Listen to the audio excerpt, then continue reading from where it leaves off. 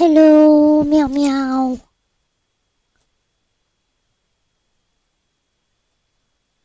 Wait for me to put live chat on. Meow meow.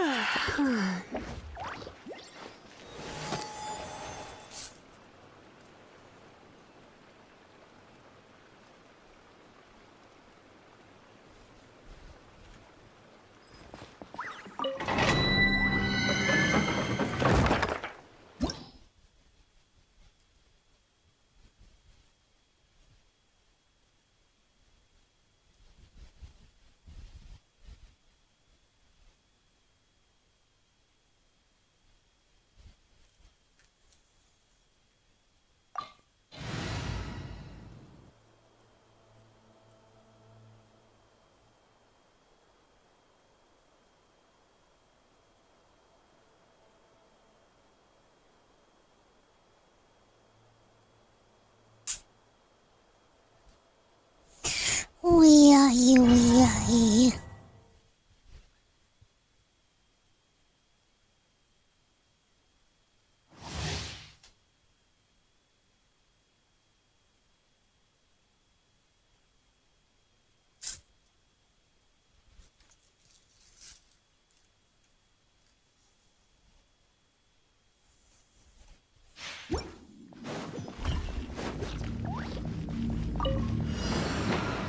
Let's spark. Eat this! Boba,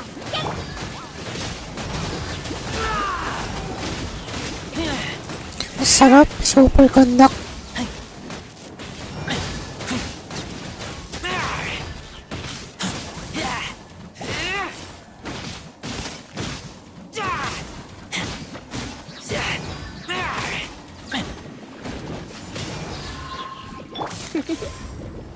You've been a naughty boy. At the frying pan.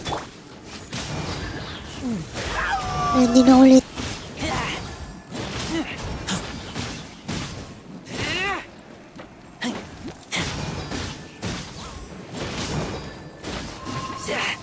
Get back!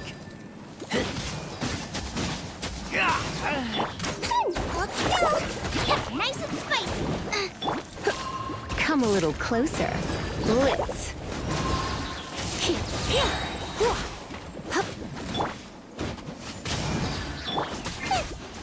Get. Hit.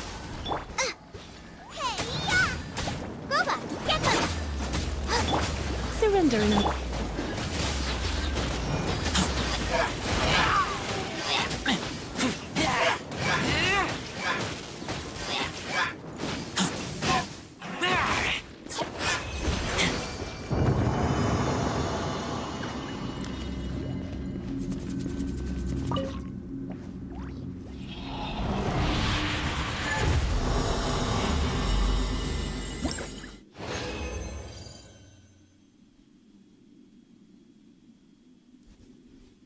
Put the live chat on.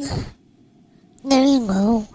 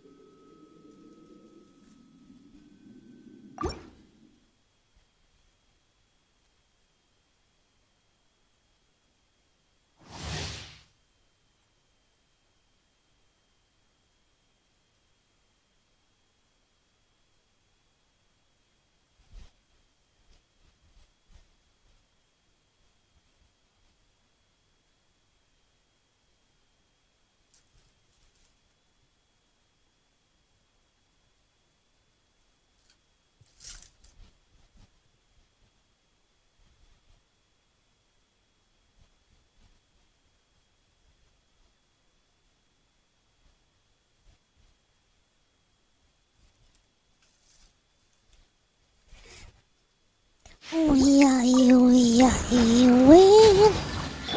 You're in for a little shock. Calm down. Yep.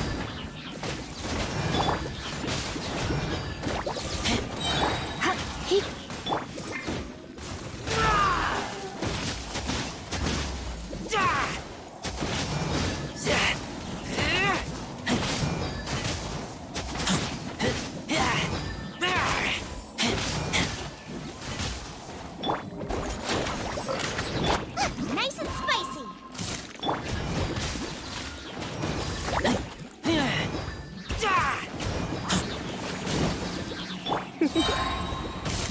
You've been a naughty boy. Out of the frying pan. It's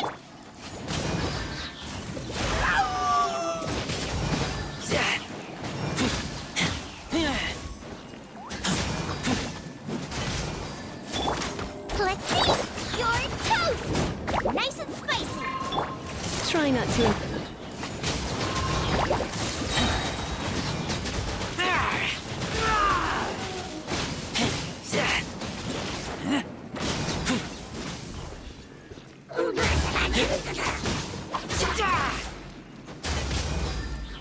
Out of the frying pan. Get. Hold still. You're in for a little shock. Yep.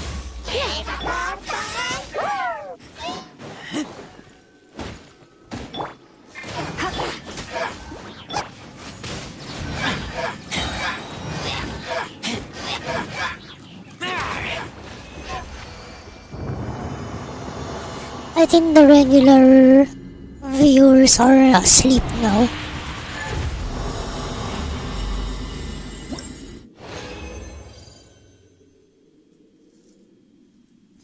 Or maybe busy.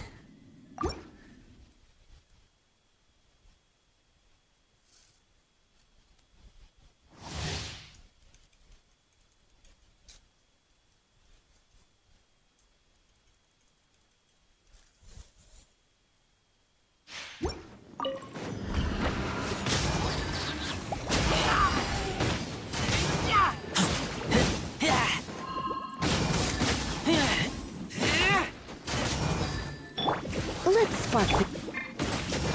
Nice and spicy. Let's see. Come a little closer. Blitz. Eat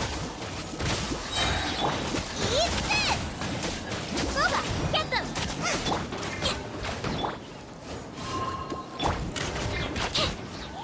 Calm down.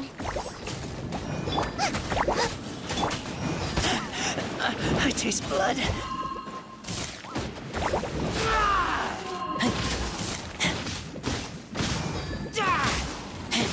Get back.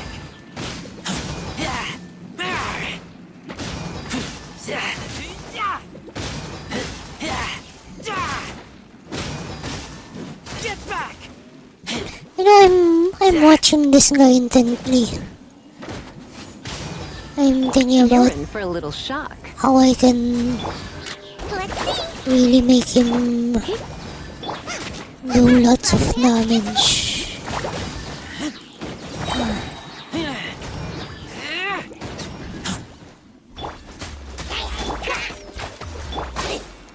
Try not to enjoy. Nice and spicy.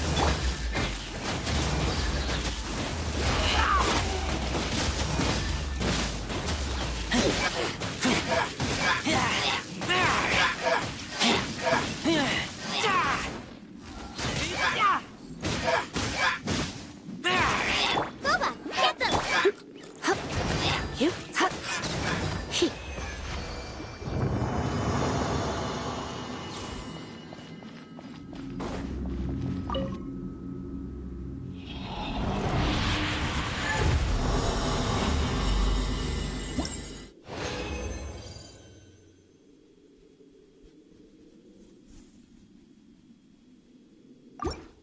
Oh,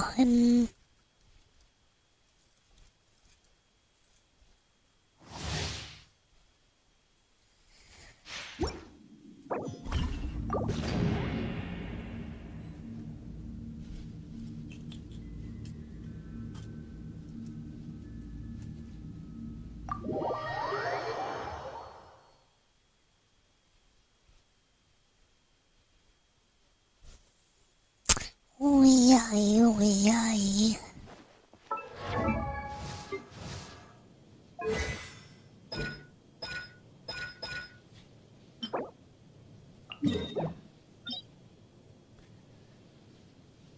Tunis.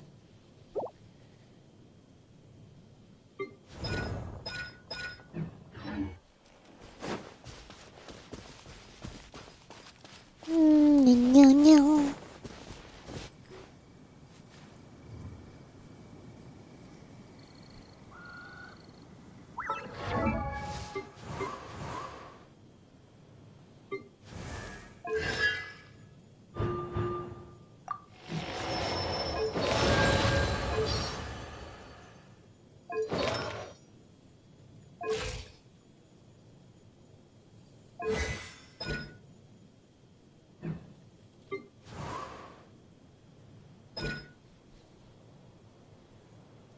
Wow, I really have lots of animal characters.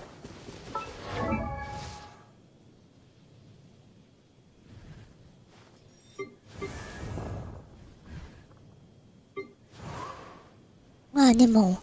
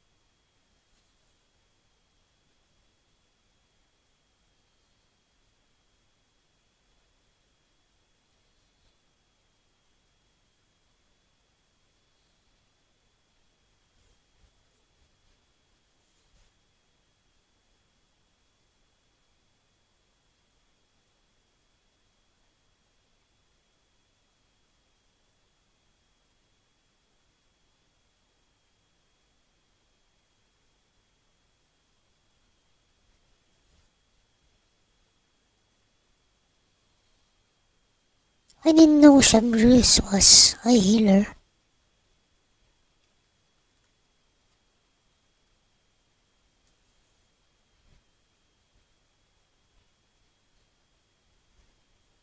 Uy, Lucky Me Pansit Canton! Kakain na yan! Sarapines! Ang perang tulog. Sa inflation, sunog. Boosh, boosh, boosh. Why burn when you can earn thousands with Maya? Others burn, Maya earns. Hey, what's up guys? Welcome to a complete Chevreuse guide. Chevreuse, or Chevreuse, as I naturally call her, so sorry in advance that I speak French, is the newest 4-star Pyro Polearm character in Genshin Impact, and she has a very unique support that we will cover in this video. In fact, in today's video, we're going to be covering everything you need to know about this character, covering her best builds, both artifact and weapon-wise, best teams, playstyles, constellations, and so much more, as well as showcasing her potential even at C0. Before we begin, I want you guys to know that I got this extensive guide out relatively early, thanks to her in-game trial, and also because I had access to a media server to play her a bit before she came out. And lastly, as always, if you want to catch me live, I stream most nights on Twitch, link in the description if you're interested. Excuse the slightly different audio from usual, as I'm not home right now, and with all that out of the way, let's get into the guide.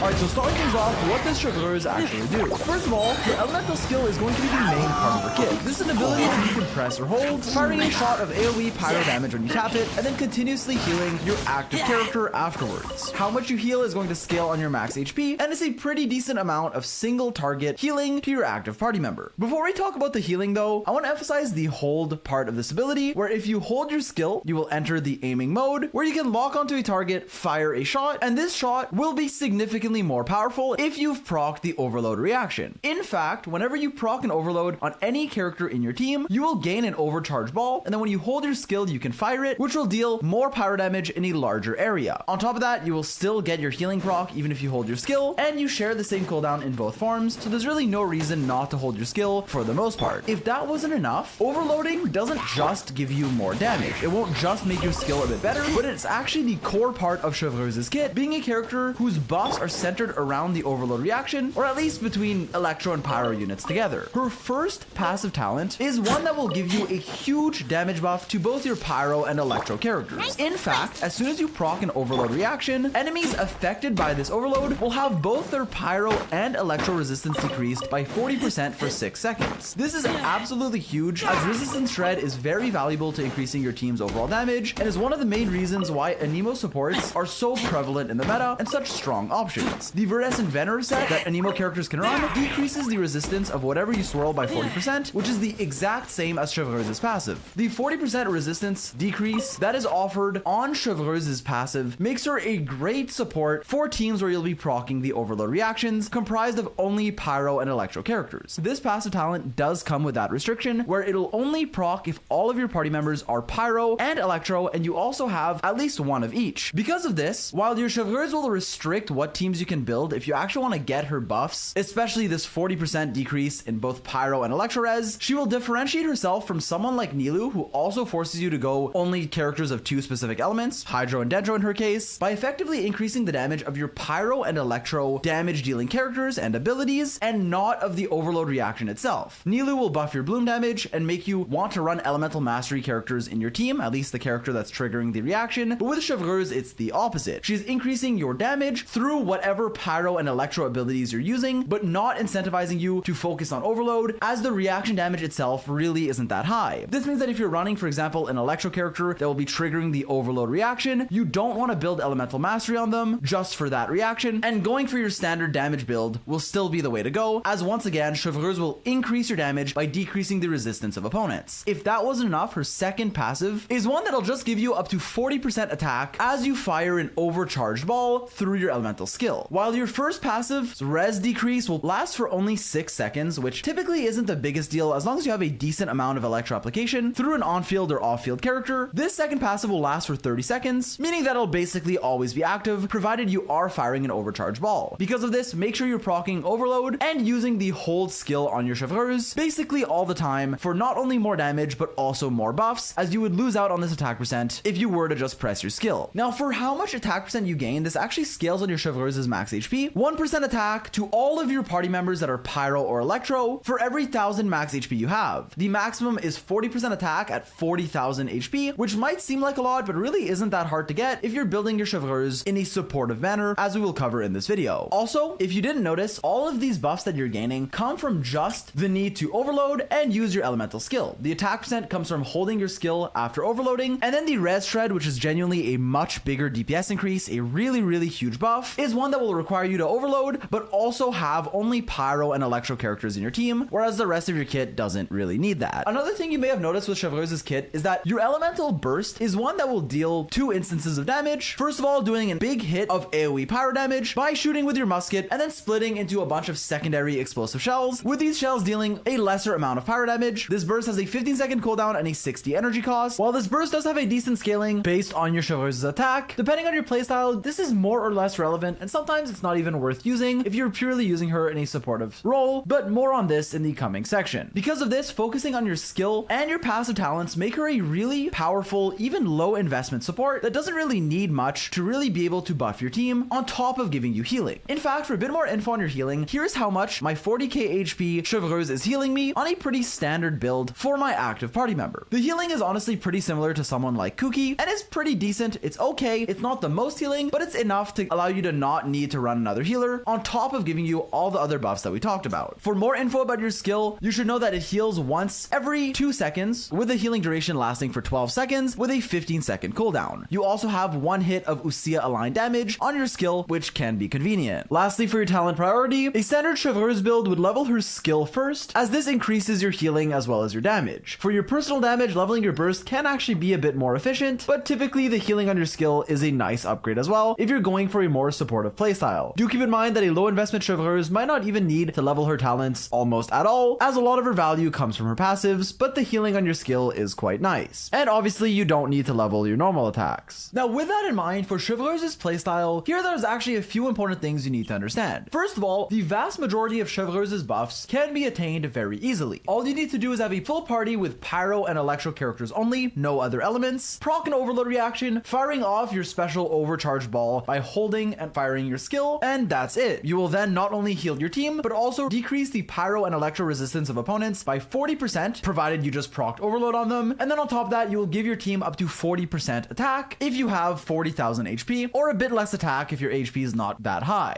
Another really strong thing to note about Chevreuse's passive is how easily you get the pyro and electro resistance decrease just by proccing overloads even when your Chevreuse is off field, meaning you just constantly get it with very little effort, provided you have enough pyro and electro application. This is also something that is extremely easy to set up and can be nice against enemies where it would be very difficult to swirl a specific element, like against the Hydro Tulpa or the Thunder Manifestation that are in the current abyss and where you can't keep, for example, a pyro aura on them to swirl it. While there are ways to go around this, like swirling your Guoba with Sucrose or other advanced strategies, this convenience of easily and always decreasing the pyro and electro resistance of enemies as long as you trigger the overload reaction is definitely a big strength and convenience of this character. Because of this, building her and even using her at very low investment is super easy, as you get a ton of value from just reducing the resistance of enemies, skyrocketing your pyro and electro character's damage. With that in mind, there are two potential ways to build Chevreuse. There is the standard healer full HP build, where you get at least 40,000 HP, you stack the 40% attack buff to all your party members, while also being able to heal a decent amount, as we saw earlier, to your on-field character. This is very easy to build, you don't even really need to use your burst, barely need to level your talents outside of maybe your skill for more healing, and can provide your team with the maximum amount of buffs with very little effort. This is the standard Chevreuse build, and one that we will cover in this video. Now with that in mind, there's another playstyle that revolves around building your Chevreuse more for damage. This is because her scalings are genuinely decently high, especially her overcharge ball and her burst, if you can give her buffs and build her correctly. With that in mind, since her damage scales on attack, whereas the attack buff that she gives scales on HP, you will be losing out on your team-wide attack buff in order to maximize her personal damage. You will go from giving your team 40% attack to maybe 20% attack if you're 20k HP instead of 40, but you will deal way more personal damage. Generally, it is still more advisable meta-wise to build her in a supportive role, given the calcs that I've done and seen. With that in mind, there are many factors that can affect this, and while I typically would just leave it at, hey, there's two viable playstyles you can go, with the healer one being more recommended, I unfortunately feel the need to go into more detail, so here is me rambling about it if you want more information. Regarding building Chevreuse for more damage, while it is viable, it is typically only recommended under the following situations. First of all, you need to have Bennett in your team, who already gives a huge amount of attack percent to your on-field character inside of his broken burst. It also gives a bunch of healing, which means that Chevreuse having less healing isn't a big deal, and because he gives so much attack through his burst, the Noblesse set and the Pyro Resonance, then not only will your Chevreuse deal a lot more damage, but also her attack buff going from 40% to 20% is less of a big change since you're getting so much attack percent anyways.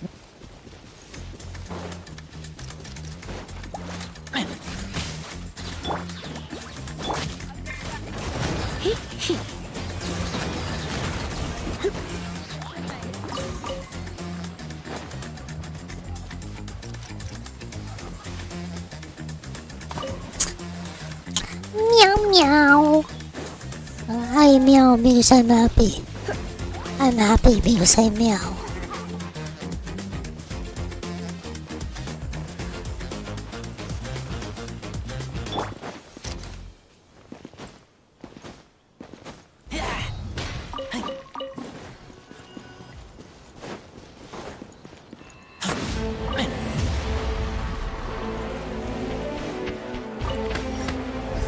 With that in mind, even in those teams, maximizing Chevreuse's healing can still be better than damage if, one, you need Bennett's uptime and can't spend the extra time on Chevreuse inside of Bennett's field, if the other characters in your team, your hyper carry or other strong sub DPSs, need field time and need to make the most out of every second of Bennett's burst. Another situation is if your Chevreuse is running the Song of Days Past set, which we'll talk about in an upcoming section, where maximizing your Chevreuse's healing will translate to more damage in your team when you factor in both the damage given from the set and the attack percent that you gain from your Ascension 4 passive for all of your party members. This is especially true if you're running multiple characters that deal a lot of damage, like a carry such as Raiden or Yoimiya, alongside a powerful support like Xiangling, Fischl, or Beidou, who also deal a lot of damage themselves. Because of this, there is a lot of nuance here, and most of the time, going a healer build is better and easier to do, but sometimes going for personal damage, especially if you're not farming the new healer set, which may not be efficient for every player depending on what characters you have, can actually make your damage build very viable and sometimes actually optimal.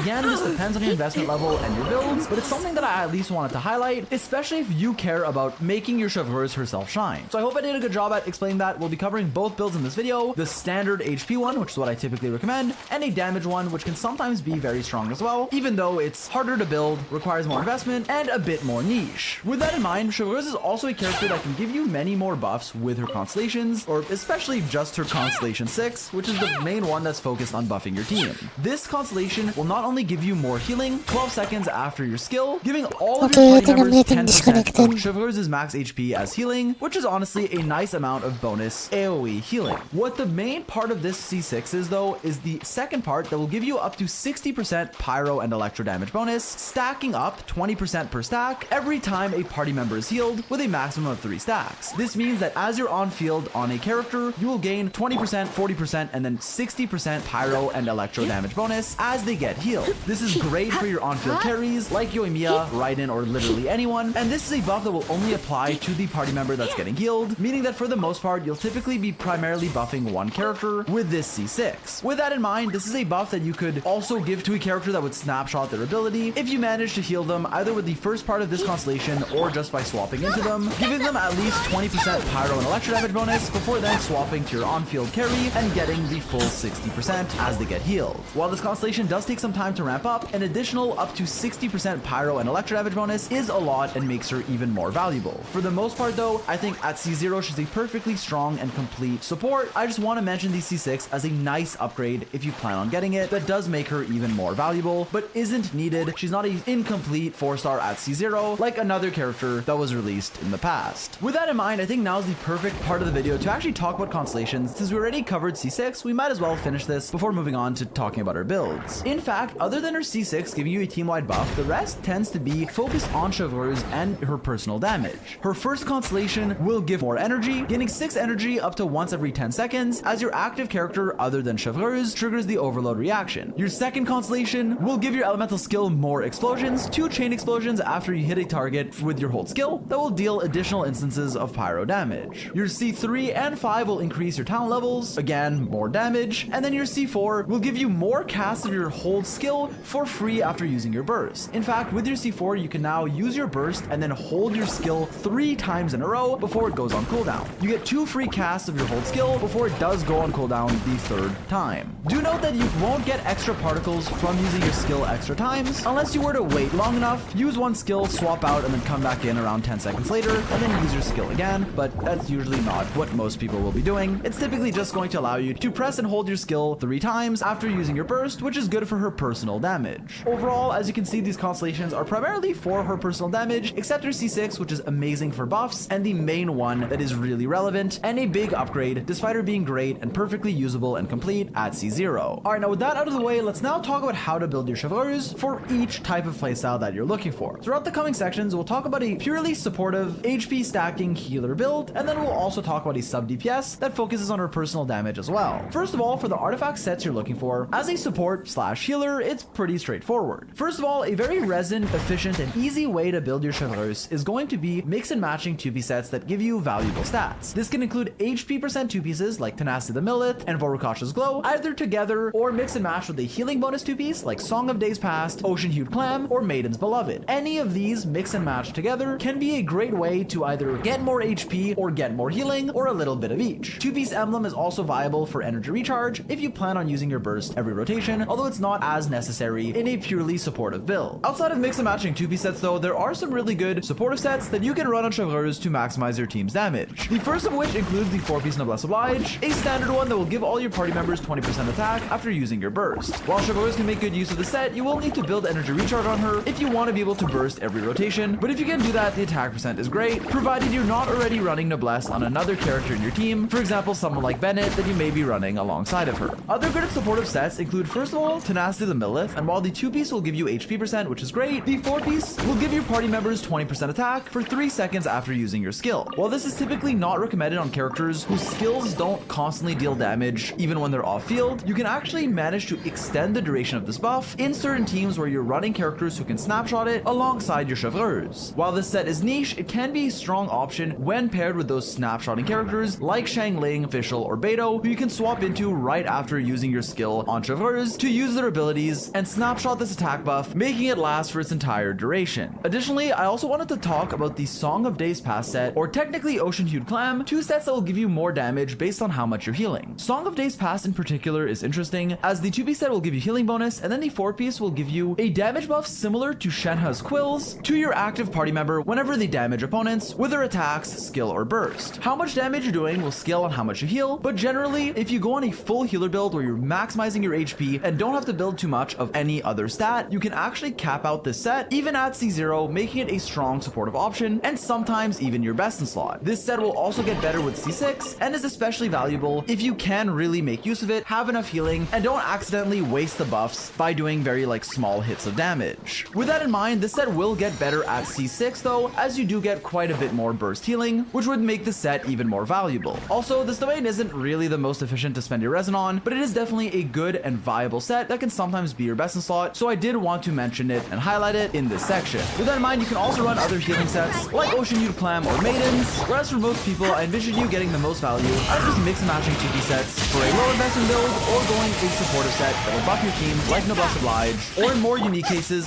Song of Days Past, which is what I am running, or Tenacity of the Middle.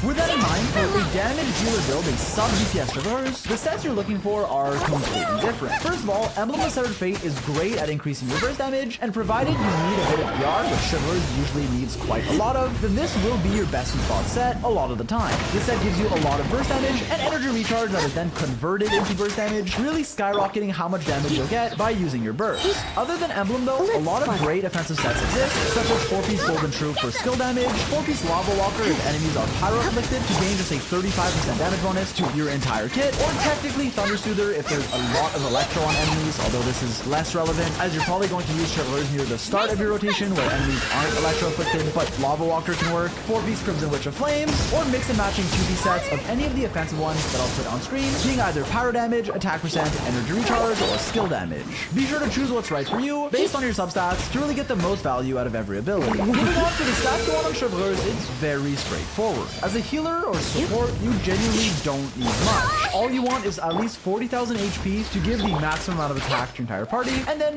more HP and healing bonus to maximize your healing. In a build like this, you don't even need to use your burst. You can, and we'll cover how much ER you need for that a bit later, but using your burst can be relevant for supportive artifact sets like Noblesse Oblige that require you to use your burst to make the same effect. But for the most part, all you're looking for is at least 40,000 HP and potentially some healing bonus. Because of this, for your main stats, you're looking for HP on your sands, HP on your goblet, and either HP or healing bonus on your circlet. If you don't need more healing, an HP circlet can be preferred over a healing bonus one, whereas typically to maximize your healing bonus will obviously be better, especially because it's a stat that you can't get on your substats, whereas you can get more HP and get your minimum of 40,000 that you're looking for. With that in mind, if you tend to run the Favonius Lance, which is a supportive weapon we'll talk about in the next section, then going for crit rate on your circlet and or on your substats is going to be nice to proc its effect more often. Do keep in mind that energy recharge is still viable in this build if you plan on using your burst, with the exact amount you need varying quite heavily. In fact, if you want to use your burst every rotation on Chevreuse, I will put on screen rough estimates of how much energy recharge you will look for. Keep in mind this will vary extremely highly based on the team you're running, how many pyro characters, Favonius supports, and even Raiden Shogun, who gives you a lot of energy, can greatly affect how much ER you need. This is mostly relevant and crucial for either a damage dealing build or a supportive one if you have a supportive set like Noblesse Oblige that requires you to use your burst, whereas without it, it's less relevant and you can be a perfect support without ER just using your skill. Moving on for the stats you want in a damage build, it's very straightforward. Typically go for attack percent or energy recharge on your sands, pyro damage bonus on your goblet, and crit rate or crit damage on your circlet, depending on which one you need more of. HP percent in this build is still a viable substat as you'll be increasing the attack percent of all of your party members, whereas to maximize your personal damage, then damage percent and crit and even attack are more relevant. Keep in mind that for your ER amounts, as I said, they vary heavily based on your team, but make sure you can use your burst every rotation if you're playing Chevreuse as a sub-DPS, as it is a big part of your damage. Moving on for your Chevreuse's weapons, there are actually a lot of really good options, especially supportive ones that can help your entire team. First of all, for a supportive build, there are many to choose from. Black Tassel is a 3-star free-to-play weapon that gives you the most HP out of any colon. Because of how much HP you get here, you can very easily hit the 40k HP you're looking for and maximize your healing by going for like healing bonus on your artifacts, as well as some energy recharge if you need, and make it just a really accessible free-to-play option that gives you you a lot of HP. Other weapons that can potentially be better include the Rightful Reward, which is the new Fontaine craftable blacksmith weapon. This weapon you can craft and fully refine to R5 for free, and it will give you 27% HP, less than Black Tassel, but also a lot of energy on its effect. In fact, at R5, you don't need more healing and HP. You plan on using your burst. With the exact moving on for your Chivalrous' weapons, there are actually a lot of really good options, especially supportive ones that can help your entire team. First of all, for a supportive build, there are many to choose from. Black Tassel is a 3-star free-to-play weapon that gives you the most HP out of any polearm. Because of how much HP you get here, you can very easily hit the 40k HP you're looking for and maximize your healing by going for like healing bonus on your artifacts, as well as some energy recharge if you need, and make it just a really accessible free-to-play option that gives you a lot of HP. Other weapons that can potentially be better include the Rightful Reward, which is the new Fontaine craftable blacksmith weapon. This weapon you can craft and fully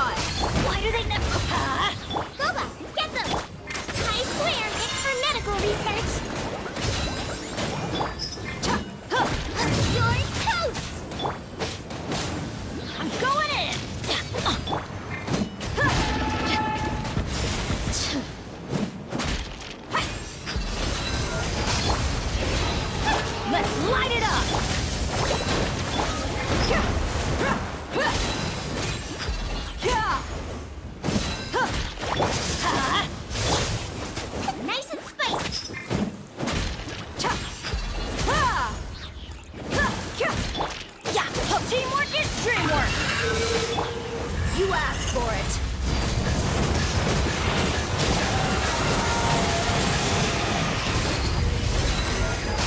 Eat this! Let's see! At the frying pan!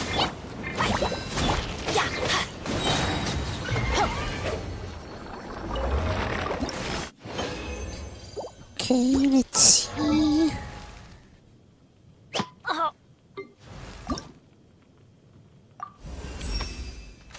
More accurate at longer range.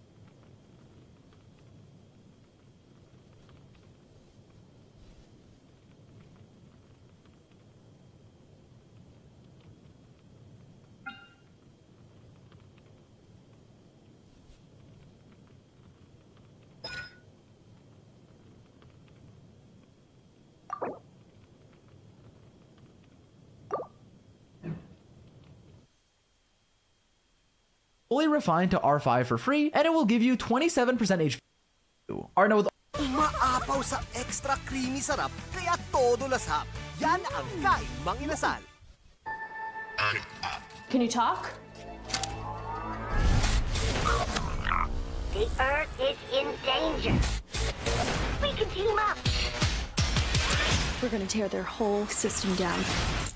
I told you color code those keys. I know which one it is! Should we just run at this point? Got you now. 3, 2, 1. Yeah!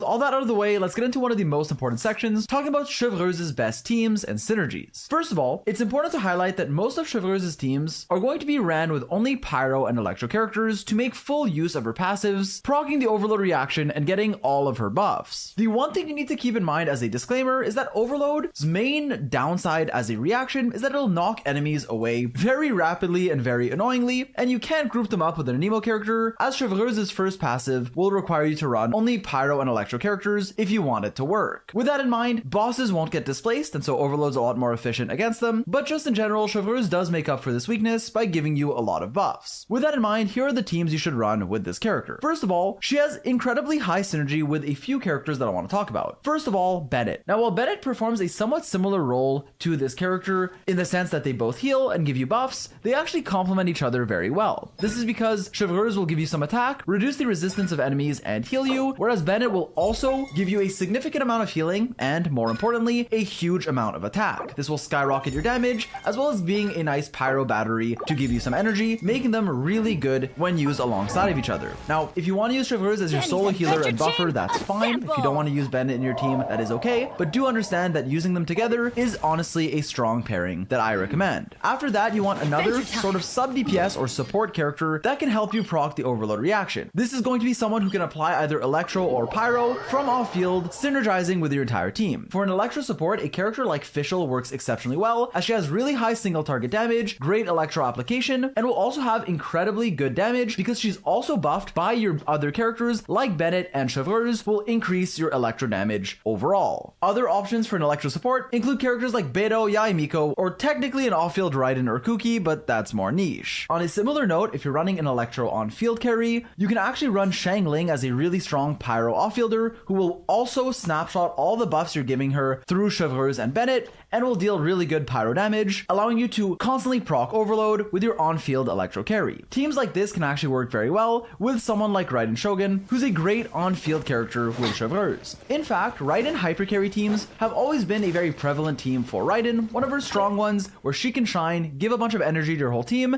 and deal really good damage. When being paired with an electro character like Fischl, Yai, or especially Sara to buff her own damage, a buffer like Bennett, and then typically an Anemo support like Kazuha, but Chevreuse can actually perform similarly here. This is especially true at C6, but even without it, she can be a great replacement or alternative that can free up Kazuha for your other team. On a similar note, you can also use Xiangling in this team, have 3 pyro characters, Xiangling, Bennett, Chevreuse, and then an on-field electro driver to give you energy and do a lot of damage. I also tested Sino in this team, and while it was genuinely fun and viable, as in I cleared the abyss with it, I wouldn't recommend it over Sino's other teams, where he's focused more on Dendro reactions, such as Hyper Bloom and Aggravate. The same can be said with a lot of other electro characters that want to be ran in Dendro teams, but with Sino, this team up actually worked and was fun. Just note that it's not really as meta, and Raiden Shogun is the much more recommended option here. A Bennettless team I had a lot of fun using on stream that actually was quite strong was Yai, Nico, Fischl, Xiangling, and Chevreuse, using her as your support and healer, alongside Xiangling, Fischl, and Yai, all of which doing good damage, and Yai Nico being able to normal attack on field,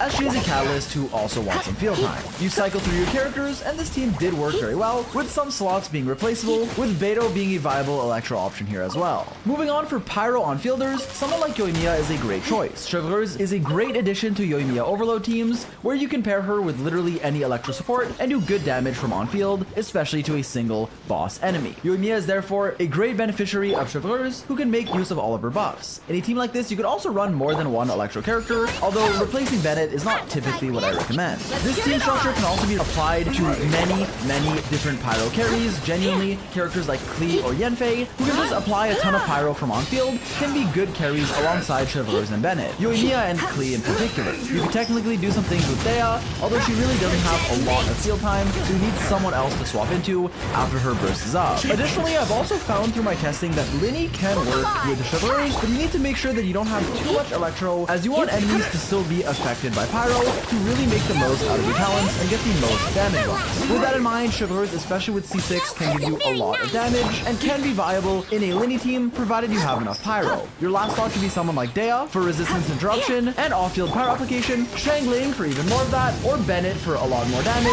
but less pyro application. While Linny's typically played in a mono pyro team, I think having one electric character here, as long as you have enough pyro application, can actually work out and be a viable team, at least through my testing. As far as overload teams go, the sky's genuinely the limit with Chevreuse. I really believe that basically any pyro or electro on fielder can work with the correct team core. Chevreuse and Bennett, followed by strong electro or pyro support / sub DPS, will get buffed by them and help you proc more reactions, apply more of their element, while also having an on-field carry to shine. Now, while I don't want to oversell Chevreuse as a character because overload isn't the best reaction, I think her buffs make her applicable in any overload team you want to play for the most part. For the other pyro or electro characters I didn't mention, while they are viable in overload as well, they're typically recommended in other teams. For example, Hu Tao, who performs well most of the time, I would highly recommend using her in a vaporized team, which is why I didn't really mention her in this section. With that in mind, I do think Chevreuse will have synergy with future electro and pyro carries, like potentially Corinne, if they have any synergy with overload, but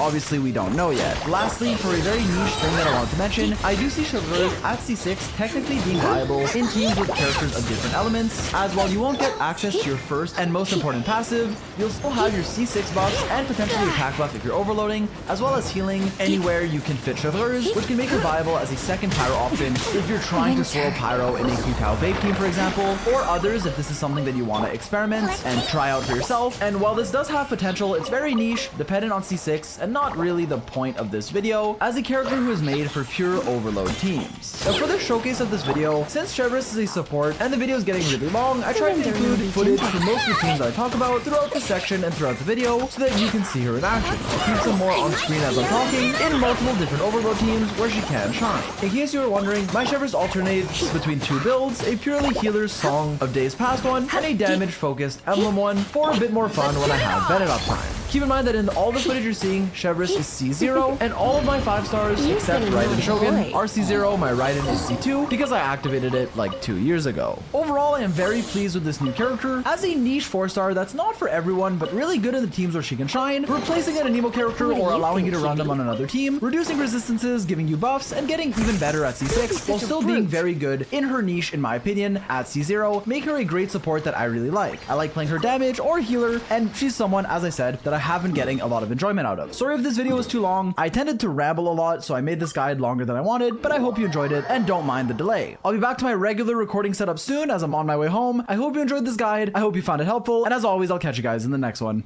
Peace.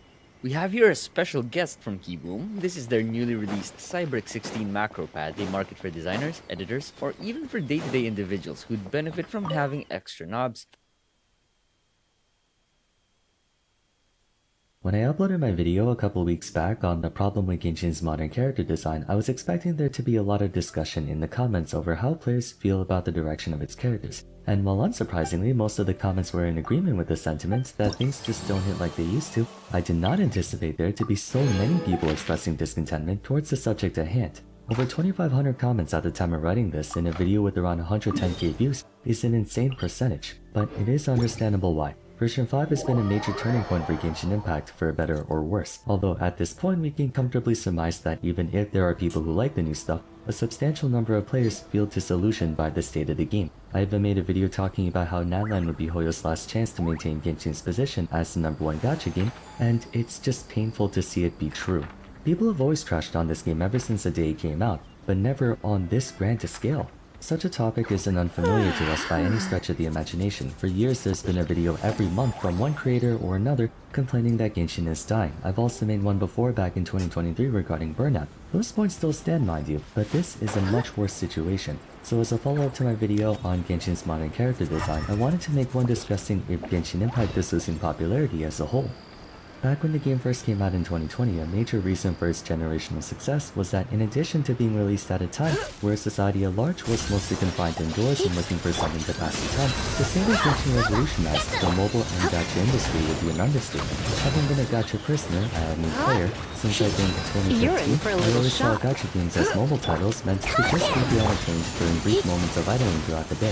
Prevailing listing showed the belief that there was a clear divide in quality, production value, and so on between mobile games and console and PC ones. Sure, they were fun. Some of my favorite childhood moments are playing Food Ninja, Angry Birds, Bloons Tower Defense, Temple Run, Candy Crush, and whatnot, but they weren't meant to give you the same complete and comprehensive experiences you'd find on video games meant for your computer, Xbox One, or PS4. The hardware simply wasn't capable enough. Gachas in particular had this bootleg reputation to them, looking like cheap cash grabs. There were some good games out there, but when you took into account mechanics like the stamina system preventing you from playing endlessly, suffice to say mobile games were perceived to have noticeably less quality and depth compared to your conventional games. That is, until Genshin Impact. When the game was marketed to us, even though you could play it on PC, there was so much to it that took us by surprise. For mobile gamers, the idea that such a title could even be played on a handheld device was unheard of, not just in terms of graphics, but in scope as well. If they changed a few things around and did away with the energy system, they could feasibly have released Genshin Impact as a standalone title like you would a Zelda, Mario, or Pokemon game. Heck, they could have even made it into an MMORPG with how much foundation the game had.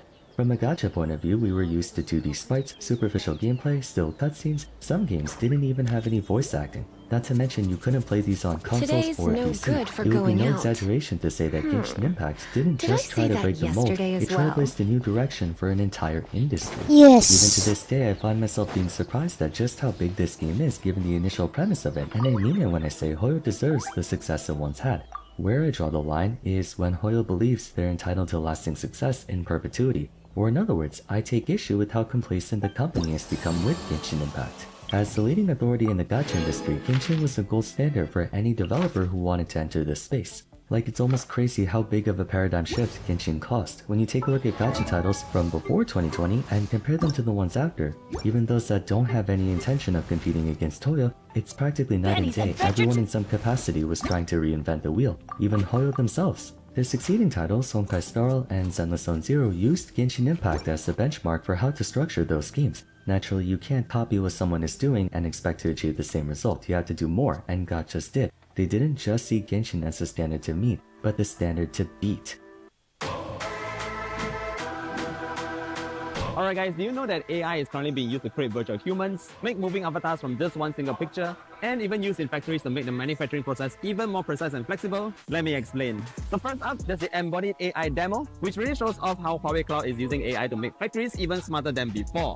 Now what you're seeing at the show here is a pair of robotic arms that are actually performing a super complicated task. Now if you look closely, the robotic arms are not just working together, but they are actually putting together two pieces of metal with very fine patterns printed on them.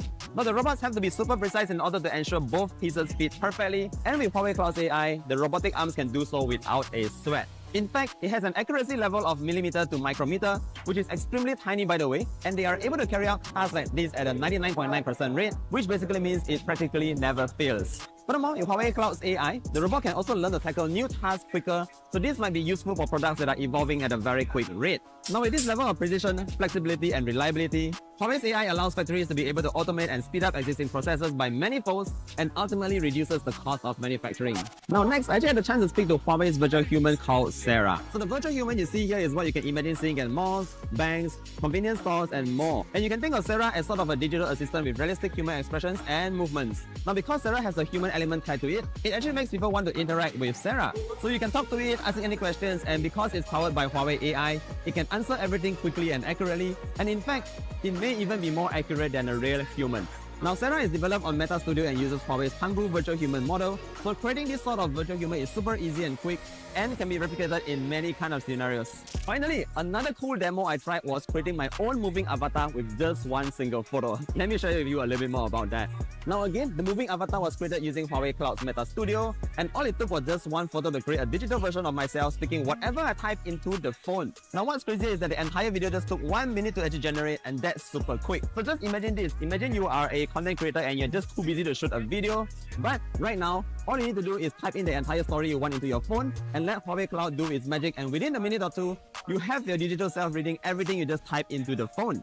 In fact, the moving avatar supports more than 20 languages, and the lip syncing is actually very realistic. It looks like I was actually reading the entire script. So those are my top 3 favorite demos that I saw at the Huawei Cloud booth here at MWC 2025. Not only is Huawei using AI to make manufacturing smarter in many new ways, it also allows us to create virtual humans or moving avatars extremely easily and quickly. Now if you want to find out more about Huawei Cloud's latest technology, do check out the links down below. I'll see you guys in the next one. Lunch? Budget ko dito lang ha. Pero ang sarap sana apat dito. Got you! All new Jollibee Chicken Filet! So meaty! So saucy! 69 lang! The problem with Genshin is that up until now, I feel like they went off the assumption that they couldn't be beat. And when they realized they're not as invulnerable as they once thought, the procrastinated scramble to recapture the dwindling interest of its player base is what ultimately resulted in the current state the game finds itself in. Genshin Impact, now more than ever, needs to change, it needs to evolve. For too long, it went through each and every version in a formulaic autopilot fashion. Eastonair made an excellent video essay on this back in spring of last year, which I highly recommend you check out, as it's still more than relevant today. Even though Hoyo single-handedly brought the gacha industry into the public consciousness, a byproduct of that is that their very presence invites challenge, not only from within but from without. Widespread public attention leads to no shortage of scrutiny and attempts from other parties to try and take advantage of that dissatisfaction, but for a time it felt like such challenge was a non-issue.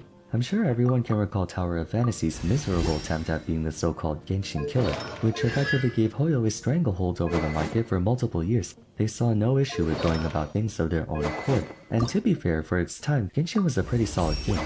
There were concerns regarding the lack of meaningful content once making it to endgame, but when you consider what the alternative was, being the greater gacha industry, Genshin was a power creep resistant, free-to-play friendly, multifaceted, open-world gacha game intended to appeal to every type of player you can think of. That was practically unheard of within the industry before, and even since.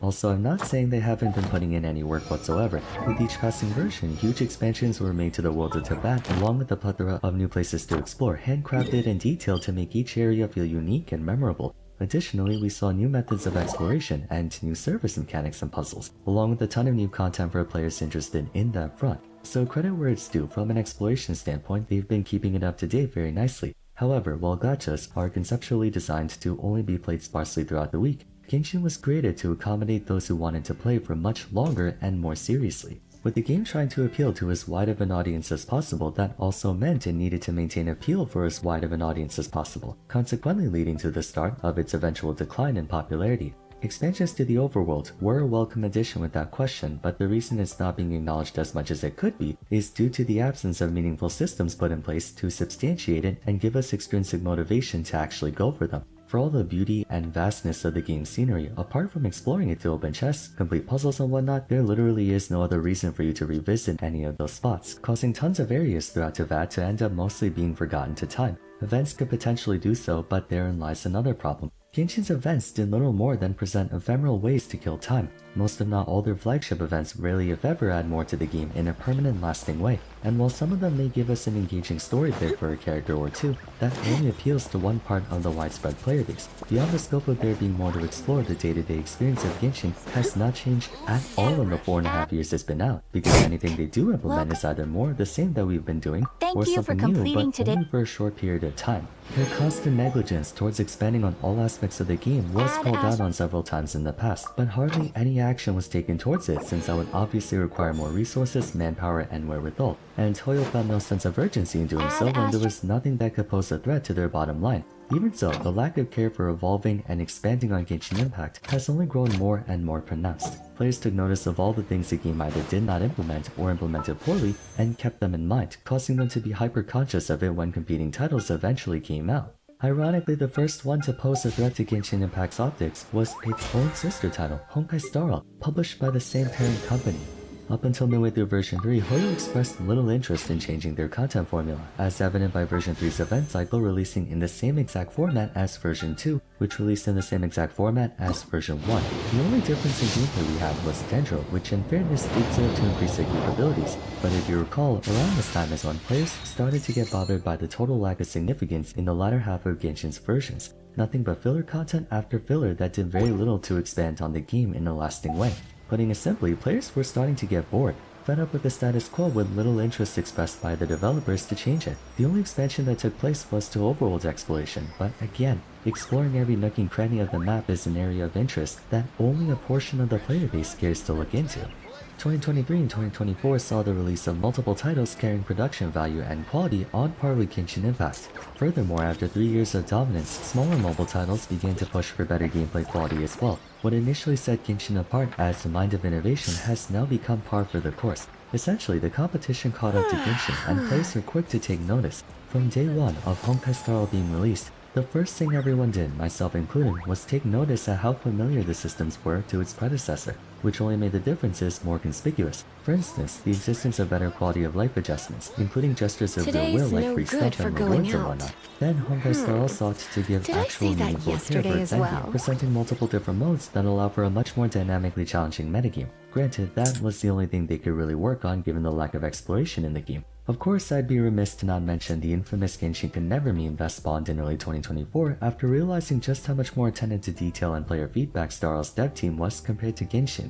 Mind you, Star Rail's not blameless either, and player goodwill has been diminishing quite rapidly towards that game too, especially in light of the power creep issue and the recent design choice they made towards a certain character. But that's for another video. The point is, by 2024, the growing frustration towards Genshin for not wanting to do anything to innovate on its existing gameplay experience reached an actionable point. Actionable in the sense that players have actively begun to quit the game now that there is an alternative option to pursue. You could say Hoyo doesn't really mind on account of HSR also being run by them, but it's more than that now. Wuthering Waves came out last year, marking the first legitimate external competitor to Genshin Impact. Full disclosure, I'm not a Hoyo shill nor am I a Kuro shill. Many people were excited for the release of Wuwa, even some Genshin fans, because maybe, just maybe, Hoyo would wake up to the fact that they're not the only fish in the sea anymore. They would have to shape up and work on their game. To some extent they did, although the implementation was questionable to say the least. Shortly after Wuwa's release came the Imaginarium Theater, taking inspiration from Star Rail's simulated universe and being marketed to us as the new endgame content. Excitement towards the game finally receiving lasting endgame content after nearly 4 years came to a screeching halt at the frankly awful execution of the concept. Even though improvements have been made in subsequent cycles, the message was loud and clear. Much of the community suspected they scrambled to quickly release something out of concern for Genshin losing a significant number of players to emerging titles, not only from their own portfolio like HSR and CCZ, but now even Wuwa, among other games. This might be a hot take, but Imaginarium felt more like a PR stunt than a well-mapped out, well-tested, well-conceptualized, and well-implemented game mode. I honestly don't even do it because of how tedious it is. Suffice to say, patience has begun to run out for the game. Following yet another series of disappointing filler patches of version 4, player interest in the game was at an all-time low. Sales were down, viewing interest was down, and people were busy checking out all the new stuff going on during the summer. As far as gameplay quality and such goes, the gacha industry caught up to Genshin,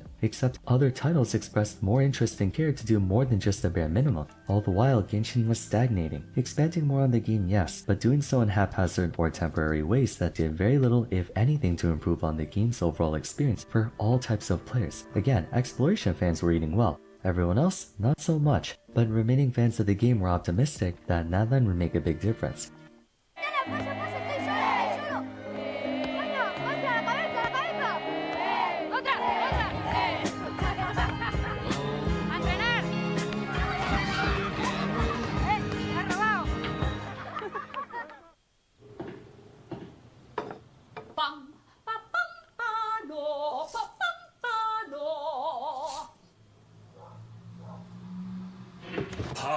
Papa in here, Papa in here. Meow meow. Oh, it certainly made a difference, but not in the way it should have. To save us both some time, let's assume you're well acquainted with all the events that transpired throughout version 5 thus far, so I can get to the point. Nandan was the final testing ground for Genshin Impact to restore player goodwill and bring interest back into the game, lasting interest beyond just the Archon quest. But instead of delivering on that front, they ended up doing the complete opposite by effectively butchering every major possible aspect of the game, from exploration to combat to story to characters. What's even more frustrating is that the 5.0 special program gave us so much hope. All the new interesting things they implemented and the amazing premise of Nanland's different tribes, the setup of the Archon quest being a climactic battle, and of course let's not forget the most important part, everyone's favorite daddy Harbinger, the enigmatic Harbinger Capitano finally gracing us with his presence. There was so much to be excited for. Characters were ruined, not just in visual design disparity, but also gameplay. World-building cohesion got completely thrown out the window with all the uncharacteristic things they shoehorned into it. Exploration was expanded upon, but depending on how you look at it, even that got compromised because if you don't pull for Nadland units like Shilonen, Chaska, and Mavuika, trying to navigate Nadland's terrain becomes a major hassle. Combat-wise, the game has begun to inflate in power for no discernible reason, with characters becoming stronger purely for the sake of boosting sales, as the content to this day has not really evolved all that much. It just feels like they're throwing random stuff at the game without proper planning and foresight. Any new features they add, or the attempts to appeal to the crowd come off as contrived and hollow because it's demonstrably clear Hoyo isn't doing this for the sake of improving and building on a game that has brought them so much, but merely just to draw appeal or to squeeze out more from the player base that still remains. The game has no sense of direction anymore, and people are growing exhausted of it. Statistically, Genshin Impact might still be the biggest gacha game to date, but I can't help but feel like Hoyo just gave up on it.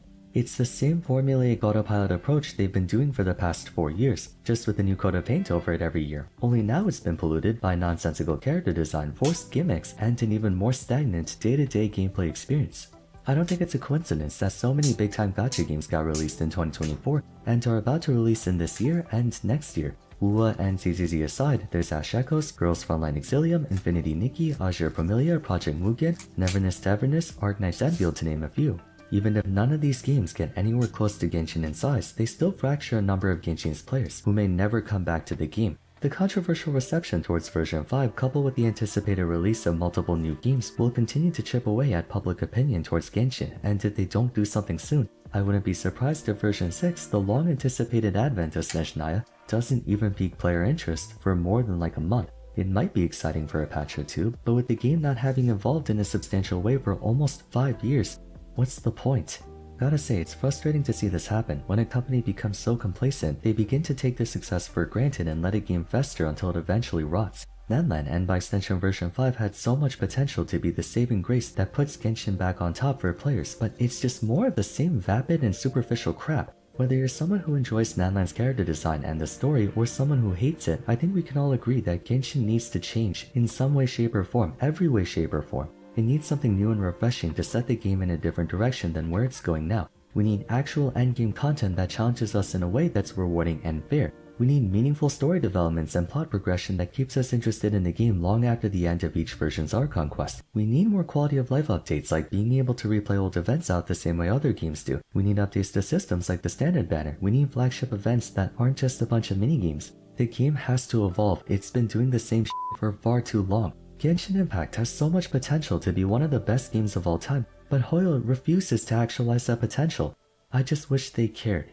Genshin doesn't have to be the biggest gacha game. Ever since Pokemon TCG came out, there's no way they can compete against friggin' Nintendo. But I wish the devs cared. Not boilerplate we hear you platitudes, actually care. It's become abundantly clear they just don't care anymore. The game won't die, but it's just sad to see what it could have been.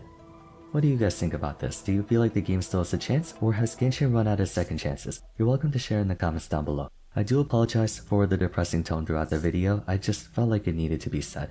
That's it for today though, so if you enjoyed the video, I'd appreciate it if you'd like to like and subscribe. Don't forget to follow me on Twitter at Oh well.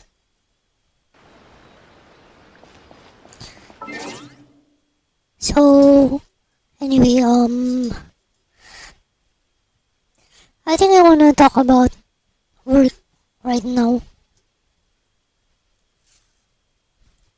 I've been doing well. I've been improving.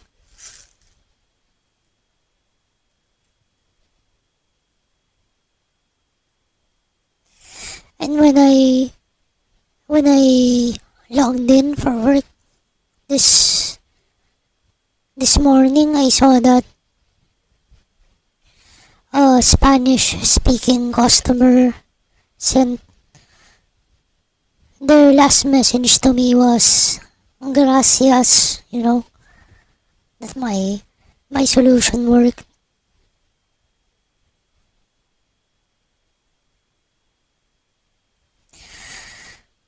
And there was another message from a German-speaking customer who told me that they're gonna test my solution and they're gonna update me next week. That's pretty nice. And then everyone else, they didn't contact me any further. They didn't reply, which I assume that my solutions I give them work, so they decided not to tell me that my solution worked, so they're not messaging anymore.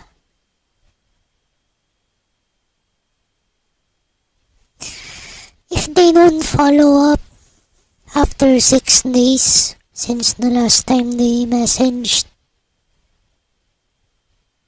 the system will automatically close their interactions, and they're gonna be, I don't know if they're gonna be considered as resolved.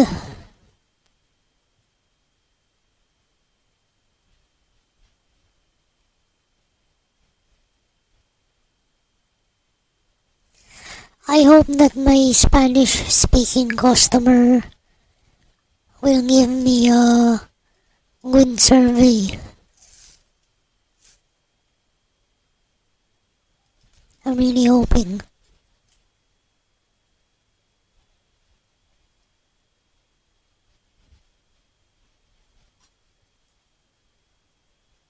So yeah, I guess that's it. Bye bye now. Bye bye, see you next time. Bye bye.